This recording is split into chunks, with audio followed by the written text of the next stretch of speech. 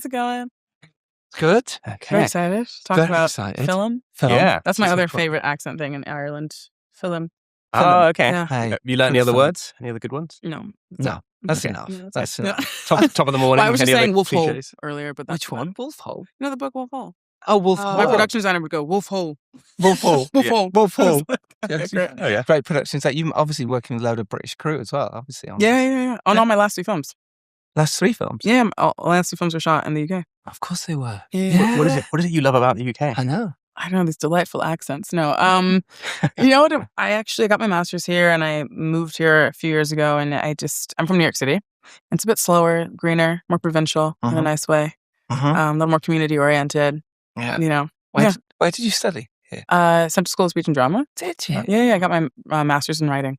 Oh, okay. Yeah, Nice. very Did you started screenwriting from the beginning? Well, I went to film school in New York and then I was like, I want to do more writing and I want to work with actors. So I went to a drama school and it was like writing for stage and broadcast media. So it was theater, TV, film, and radio.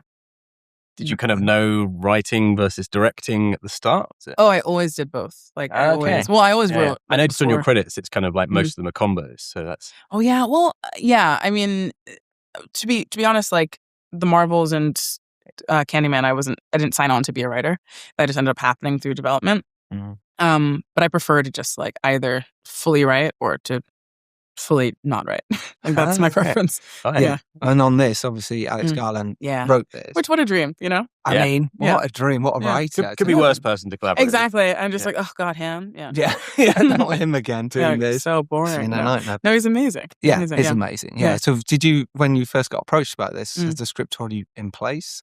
Mm. Already Oh yeah, in? totally. And that's Totally also ready. because I kind of like my experience. Like, well, how do I say this? I just the script has to be ready to shoot if it's not mine, you know. Yes. And even if it is mine, like I don't ever want to go into production without a script that's ready to or I don't want to go into prep without a script that's ready to shoot. Yeah. And Alex is a writer who writes a script that's ready to go, and so my agent called me and he was like, hey, like you don't have time for this, and I know you said don't send you anything because I was editing Hedda at the time, and he was like, but, and I was like, oh dear. He's like, Alex and Danny are doing 28, and I was like, I'm sorry, I'm not available, I can't do that. And then he sent me the scripts and I read them. I was like, they're genius, they're amazing. Yeah. And I talked to Alex about them, and I was just like, damn it. And so then I kind of pitched myself for the movie. Did you ever get into a position in your early sort of career where you thought that you would be in that state of mind where you're actually refusing those kind of offers from those kind of people? Like, does that not strike you as like No, surreal? it's crazy. But I mean, I guess I'd done Candyman, which is a franchise I loved when I was a kid. I went to the Marvel Cinematic Universe and which again I loved as a kid, the comics and the movies and to varying degrees of success. And so I just, for me, like it's always, I realized what was important, which is like the process of it. And if I can control the process of it, then it would be an enjoyable experience and I think a better film. But also I learned, like, I just made my 4th film in 6 or 7 years. Oh, hi, Maud. Oh. And then I would have had to, I love dogs. I would have had to shoot the movies back to back, basically. So I shot them both in the same year. So it was just a bit like, I was like, I can't be a crazy person and shoot 2 movies in a year. But then I read the scripts and I was like, I must. Yeah. So what was once you read the script and you're like, okay, this is fantastic, this is ready to go. Yeah. What was then your thought process in terms of, obviously it's a very established franchise, very established writer. Yeah. What can you bring to it? What sort of direction can you sort of? I love the dog. Yeah. I'm happy to take the dog. Well, take the dog. Yeah, you wanna hold it? Can I take the dog? He's very polite. No, you can not. Sophie's like, no. This is my assistant. Oh, Sophie. Yes. Tempting us. I know. It's like, dog. she was really excited. I can spend all day. Maud loves being pet, by the way. She would have just made you pet her for the next 20 minutes. I'm okay with that. Yeah, wouldn't have been a problem. Sorry about that. That's Maud after Harold and Maud. Yeah. Lovely. Also, she just reminded me of an old lady, so I thought Maud makes sense. And you can travel with more. Yeah, as it's very well, easy. right? I usually don't. I usually leave her with her because her sitter has a dog named Fudge, which is her best friend. So Makes sense. So I'm like, let me go. Fudge. Makes Maud and perfect Fudge. It's really hilarious. That's They're like really Ebony and Ivory. Like he's like this beautiful white dog, and she's this little black dog, and it's very cute. Sounds like a really cool cartoon or something. Yeah. doesn't It would be. More than Fudge. Because they're both really intense. Like because they became a little pack. Oh. They kind of like try to fight other dogs. Yeah, New but they're franchise. tiny. Exactly. Yeah. That's it. That's the next one Yeah. straight away. Yeah. So we were saying. Yes. So your take on Yeah. what to do with this, because obviously, if I'm correct, it was shot back to back. Yeah. there's obviously a lot of carry on, but I think with the story with Lewis and Erin, especially in this one, it's very personal. Rafe's character and that sort of Samson friendship. It feels like it really like takes what you've built, but it kind of goes in a different direction. It's like, it's really about these two central things for me anyway. Yeah. What was your sort of process just getting your mind into it? Yeah. So, I mean, I just, like, when I read the scripts, I read Danny's and I was like, oh, that's amazing. And I read The Bone Temple and I thought, ooh, that's the weird one. That's the weird step cousin of like a really great, put together, horror film. And that really excited me because they were so different. And I love that I got to expand what was happening with Kelson and the Jimmies. And because of these two opposing sort of worlds, I was like, oh, that visually those can be represented so differently as well. And that was sort of the basis of my pitch to the producers. I was like, oh, I see the world like this. I see it like I don't want to make a Danny Boyle movie because that is impossible. And like, why would anyone watch me try to do that? And if you want that, you should just make him do it. Like force him to do it. You know what I mean? Just do them both back to back. back. Just do them back to back. I don't care about you being tired. Okay. Yeah.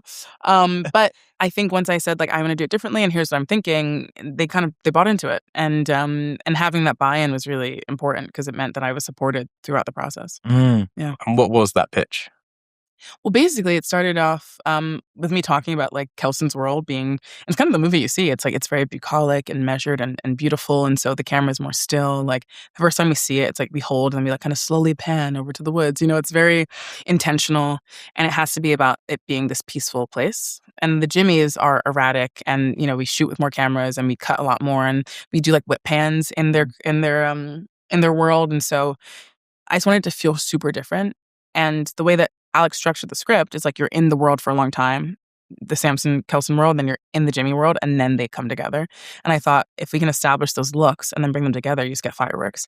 And you see how the bleed, you can show the themes bleeding into each world visually as well. So I was just like talking to a director producer, like two director producers about that. They're like, yeah, we totally get it immediately. There's no, and I was like, I'm not going to shoot on iPhones. I'd shoot on probably the Alexa 35, which we did, anamorphic. Just like getting into the nitty gritty of it. Because again, when you're talking to director producers and not executive producers, you can just say like this lens set, wouldn't that be cool? Like this, like it's fun. So that was sort of the beginning of the pitch. That sounds so amazing to collaborate with like Danny and Alex like that, and to work back to back, which must have been so interesting. Were you spending time on their set beforehand, watching what was going on? Not really. Like I visited.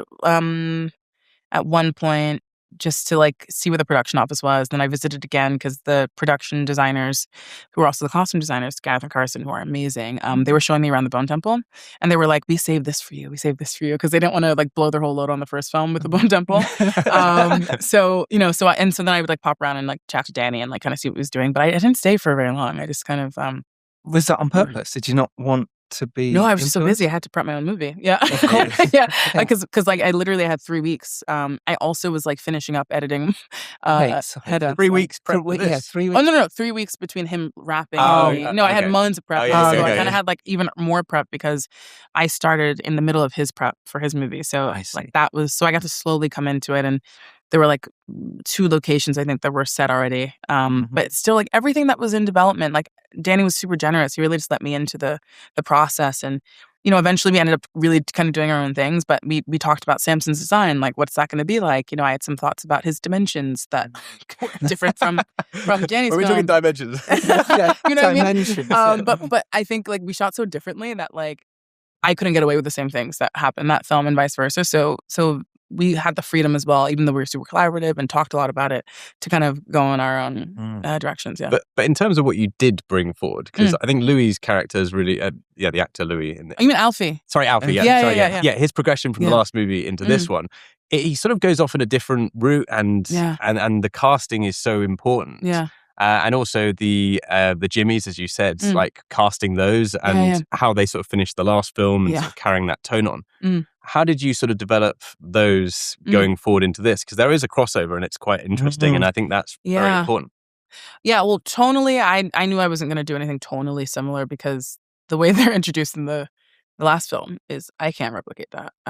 It's crazy. It's crazy. Yeah. It was crazy. But it was important for Danny that he had people, at least some of them, who could do backflips and like physically interesting and like extreme things. And so when we were talking about casting, like it was mostly going to be on my head, the casting of them, because they're in my movie. But he was like, oh, I really want these kinds of people.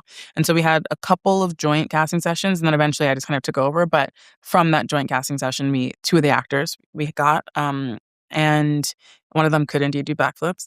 And then I think another Erin Kellyman cast, not for any physical thing, but she's actually ended up being a gymnast. So she was able to do some stuff for Danny that he needed for the end of that movie. Did a very good role. Yeah, exactly. Yeah, so cool. Yeah, it was really fun because she also was like, "Oh, I tumble like this," and I'm like, "Good girl, just add a knife and we got it." Yeah, exactly. Perfect. It was great. Yeah. No, she's amazing. But yeah, I think what was carrying over was just making sure like that they felt that they could exist in his world and in my world, and so because I knew I was going to treat them differently, just necessitated by the script. And a lot of that came down to like, what do they look like? How are they dressed? Like, we didn't know exactly what the hair was going to be because initially in the script, they bleached their hair to look like Jimmy's. But then you have to think about like, you're going to bleach these actors' hair for 3 months, completely destroy it, and it has to be the same because the movie takes place not over that much time. Or you're going to have wigs on all of them that are their hair. And we were just like, this is crazy. And then Flora Moody, who's our amazing hair and makeup designer, was like, what if we did like, some had the acrylic wigs and some had real wigs or whatever. And then eventually I was like, no, they should all have wigs. Like Jimmy has the real hair and they all do wigs to look like him and they shave their heads because they're a cult and they're losing their identity and da-da-da-da. So like that kind of development that was on my end of the table. But, we made sure some backflips were happening. And it becomes like a very good story thing because of the fact that when someone dies, they get their wig taken off. Yeah, exactly. That was like a really, that's great. really, really good story detail. Good moment. Yeah. Well, that's what I love about filmmaking. Like, you have this thing, you have the script, you know exactly what you're doing, and then as you develop it, you work with your brilliant department heads. You get to all your decisions are filtered through story, and so you end up with cool things like Sam throwing the wig at Spike at the end of that first scene. Yeah. There's so many beautiful things in there. We're filmmakers as well, and that's what this podcast is about. It's helping filmmakers get the stuff out there and how to do it and make mistakes and learn from what we do. Yeah. What the prep time and that development process for filmmakers is so important. A lot on the indie films don't get that time. Maybe on Little Woods, you didn't get as much time as certainly you do now. Yeah. How has your development process changed and you as a director putting your sort of touches and emotion and feeling onto a film? Has that changed over time? That's such a good question because I think the thing that's changed the most is me learning how to like trust my own instinct, how to execute the thing that's in my head, and how to choose the right people to help me get there.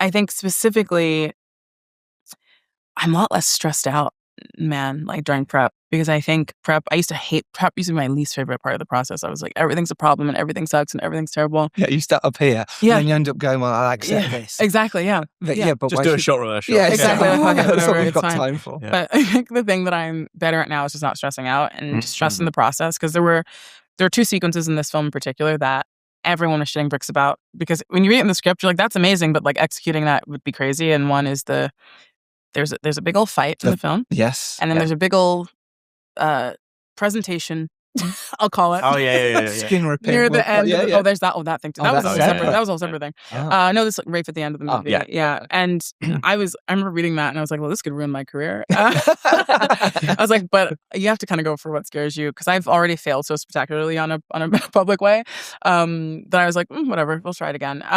And I think those scenes are 2 of my favorite scenes, and I think they're really special because I just had the right people, and also I just trusted and like, we'll get there eventually. We'll get there. We have all this time to get there. We'll figure out the right thing to do. So I was never really stressed about them. I was just like, yeah, okay, it needs to be at this level, and once we get there, we'll all know.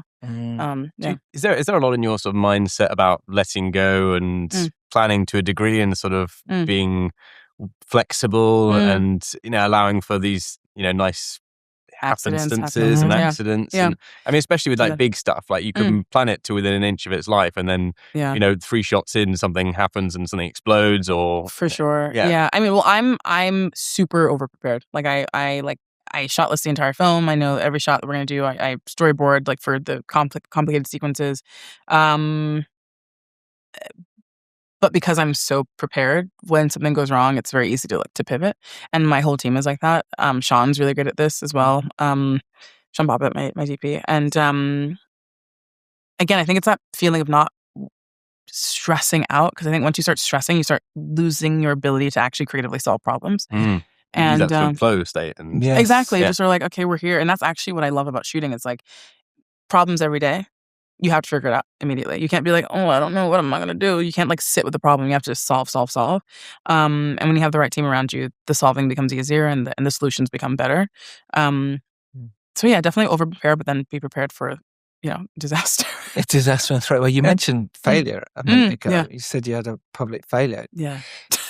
I don't think you did, but I guess no. So to be fair, I don't internalize it as a failure. But obviously, like the movie, The Marbles, I'm talking about, obviously, like didn't make a lot of money. The reviews weren't amazing, but everyone on that movie tried their best, and we're like trying to make like an excellent thing. And some people love the movie, and some people don't. But I think going through that as a filmmaker, like being a director is super bruising as a profession, and you have to be able to separate like what happened and what your process is and what the work is from what happens once it leaves the editing bay and gets made into a DCP and put into theaters around the world.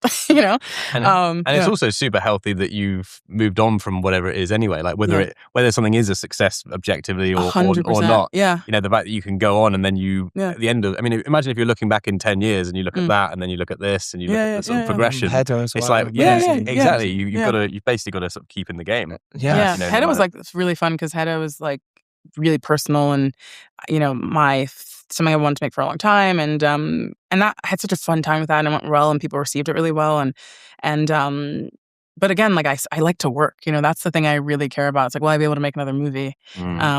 So through the successes or through things that don't go as well, I'm just sort of like, okay, what's the next thing going to be, and how can I make it something that I love, if nothing else? And mentally, how did you? You mentioned failure there, like only from different angles, but how did you get through it? Was there any sort of something that you held on to? I didn't really. So this is what's also interesting about it. I didn't. I have an amazing team and amazing friends and community, but I also didn't really think about it in that way. Good. I really also I was already making Hedda. Great. So I just, and also like it's funny within the industry and externally things are received and perceived differently, but I also have a great therapist, Gotta have that therapist. And I think like honestly, regardless, like when you do anything public facing, and I'm sure you guys feel this to a degree as well, like you have to sort of not even separate like yourself from it. You kind of have to separate the person that people think you are that has nothing to do with you. You just have to be okay with that being a person that exists, actually, even though it's not really you. Yeah, there has to be some psychological distancing. Otherwise, everything would be exceptionally personal. Yeah. That's why I live here, so I don't have to. So I don't live like in LA. You know what I mean? Yeah, exactly. And I guess it's interesting what you said as well. It's like I was reading the other day that there's only when you have a stressful situation, there's only excitement, and it's down to you whether you choose to look at it as a challenge to meet, or something that's been there to thwart you. Yeah. And it's all down to how we perceive things. Like it's like all energy. It's a very exactly. Buddhist sort of thing. It's like, it's all energy. Like, what does it feel like? Where is it in your body? And how do you actually like channel it or use it? Like actually when I wrote Hedda, it's because I was, I had a lot of energy about something. I was very upset about something, which I won't talk about, but which wasn't that serious anyway. But I was like, I'm using this energy and write the script. And that's what I did. Yeah. Yeah. Because you mentioned bruising, this industry, and for directors especially can be bruising. So we throw ourselves into work sometimes too.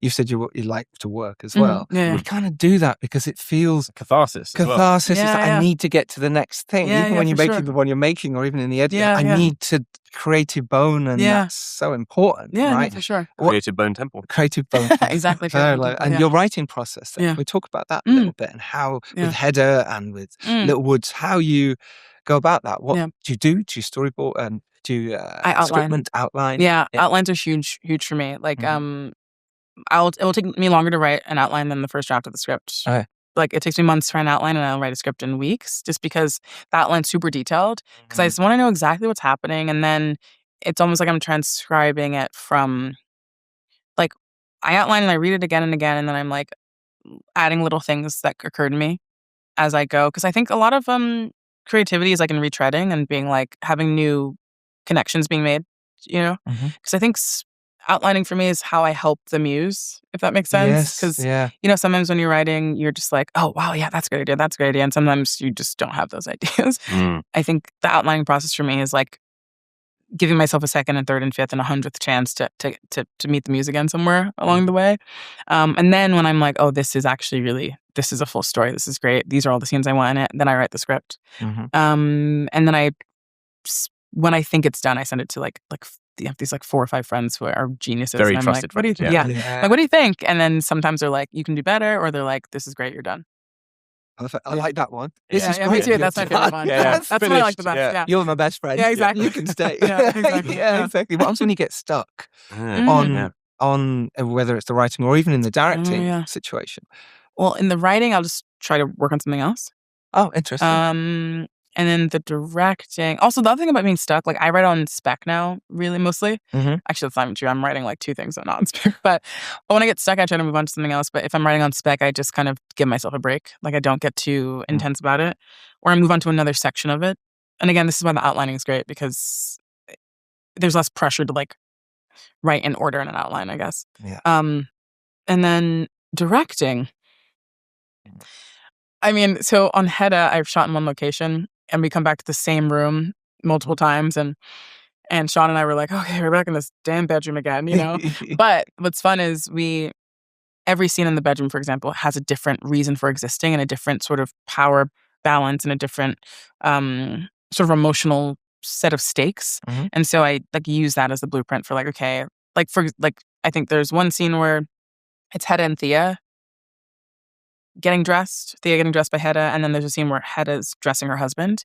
And one scene where we're like, okay, Hedda's gonna be prowling around Thea because she's like her prey. So we're gonna stay with Thea in the foreground and always see Hedda in the background moving around. Nice. And the one with her and George, her husband, we're like, he's irrelevant to her, so we're just gonna stay with her. And when he's there, but that's just coincidental, basically. So like simple things like that, where it's like, what is the creative reason or the character reason for putting a camera somewhere. So that's what I try to like dig into when I'm like, oh, this room again. You know? So that is in the script stage, like a lot of these directory ideas. Yeah, that would be in prep. Yeah. How long do you get to play in the space as well? In terms of, I like to, and you're the same, we like to sit in the room where we're filming so that we can go, oh, that's a nicer shot of the angle. Yeah. Do you get to do that as well? So I really try to, I'm trying to think. Yeah, on pretty much everything like I've done, I ask for the set to be done as soon as possible so I can rehearse in the actual set. And if I can't do it, then I ask them to tape out like the set in a room or something. On Hedda, we were in the house. We had the house that was ready, so we rehearsed in the house. And on this one, we didn't really need to rehearse in the location. We did a bit, but we rehearsed nearby. And yeah, it's like a mix of that, like really knowing what character-wise is happening, and then me and Sean going by ourselves and being like, what's that over there? And Sean does his light steady, you know, and you come back with all the information and you kind of build from there. It does feed in so much, especially when you're on location. And I mean, like something like the Bone Temple or the Hedda Mansion, like they all add so much to what the characters embody and also what you're trying to tell story-wise, like why someone has a fight in one entrance or another. Exactly. And like all this stuff, you need to sort of absorb it consciously, subconsciously, and you know, have that sort of in your arsenal. Exactly. Well, so much of it's the subconscious too, because that's how you kind of make the quick decisions. Like, because yes, like it's a very intellectual pursuit, like directing a film and writing a film, but you also like you don't know all the time why something is your instinct or why you want to do something in a certain way. And it's why all directors are different. Like we can all say these are the same, like Danny and I, for example, like same themes, same characters, we would approach it completely differently. And it's just because of who we are as creatives. And that is like kind of the most vital part in a way. I guess it's like 100 or 1,000 different decisions that get to that point. Yeah. I think we've got to wrap it up, but if we could maybe one bit of advice to younger self or someone trying to break into the industry, you know, some mistake learnt or not mistake as we discussed earlier. No, but see, mistakes are really important because nothing's a mistake unless you like can't fix it. I think like we're all doing stuff that's crazy. Training. Yeah, exactly. You're all learning from it. I mean, I think the thing, like, especially if you're a writer, the thing that I learned was, like, you really have to apply for everything because you don't know what door is going to be the door that opens. And, like, all of my friends and I, we went to film school, but, like, we all applied to, like, the same like Nichols Fellowship, Sundance, Filmed Independent, like Hamptons, film festival, workshop, whatever. We all applied to the same things and we all had different doors open for us. Like mine was Sundance, my friend's was Nichols. Like everyone finds a different way in, I think, but you have to just throw yourself at every door. Like truly. Yeah. I think that's the only way, isn't it? It's really it. Yeah. Yeah. There's no trick. There is no trick because obviously you got into Sundance Labs with Little Woods. Little Woods, yeah. Yeah, which must have been amazing. It's crazy. Experience. I was 25. I was like, what am I doing? Wow. It's like, oh, wow. Yeah. Yeah. Incredible. Nia DaCosta, thank you so much. Thank you, guys. Incredible. Thank you. It's been an absolute pleasure. Huge congratulations on the movie. Much. Thank you. I love this movie so much. Yeah. It's amazing. Oh, thank you. It really is. Really, really heartfelt. Yeah, no, it's right. I think, honestly, if the Chai and Rafe relationship doesn't work, then we're all goofballs. Because I was like, this might be trash. Yeah. But yeah. It was emotional as well. And there's so many lovely moments that it suddenly turned into a different film. It went onto these journeys. You're like, oh, okay, it's this. Now we're walking with someone like having a trip, basically. Looking at trees. Exactly. Yeah. And then there's the next minute the head's ripping off, and then we're going back to we contain multitudes. That's what beautiful emotional moments. So congratulations. Thank you so much, guys. Thank you. Pleasure. That was my favorite interview so far. Oh, there we go. Yeah. She's here. She's like, yes, yeah.